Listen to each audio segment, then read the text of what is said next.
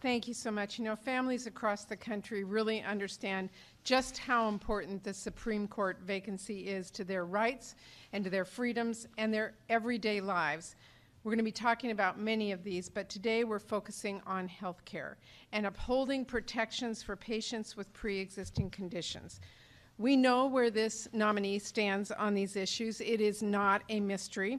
We know this because President Trump told us exactly who he was going to nominate, and because he used unprecedented tests and a list from extreme right-wing groups to make this pick. As a candidate, President Trump criticized Chief Justice Roberts for not ending the Affordable Care Act when it came to the Supreme Court.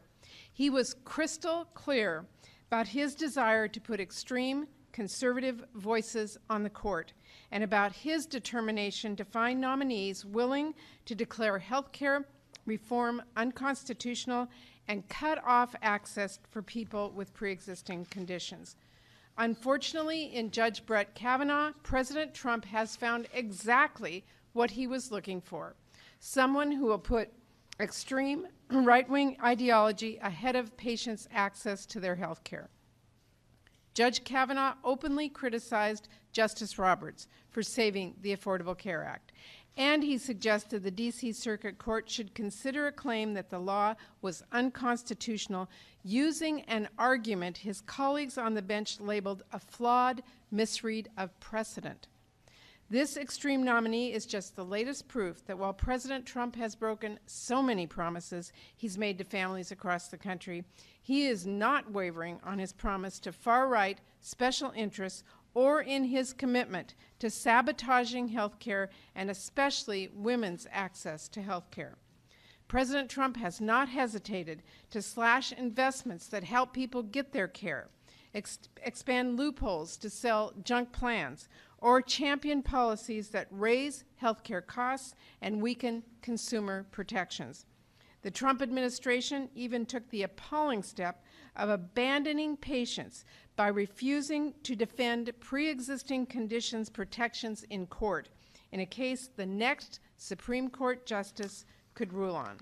So while it's deeply disappointing, it is sadly unsurprising that he has nominated someone now to the Supreme Court who has already demonstrated he will help take away families' care from the bench. I previously voted against Judge Kavanaugh's elevation to the D.C. Circuit Court. I absolutely oppose his nomination to the Supreme Court as well. We need a judge who is willing to provide a check against President Trump's health care sabotage and efforts to take away protections for patients with pre-existing conditions, not a green light. I have heard time and time again from people across my home state of Washington, this isn't about partisan politics, it's about life and death.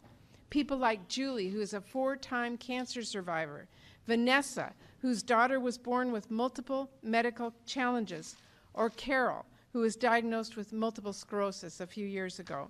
These families and many in this country are at risk of being unable to get the care they need if protections for pre-existing conditions are struck down, which is why, as Democrats, we're going to continue fighting for them and against President Trump's efforts to sabotage health care, and why we're going to fight against Judge Kavanaugh's nomination. I'm delighted to turn it over to Senator Chris Murphy, who's been just an amazing champion on behalf of families and their health care.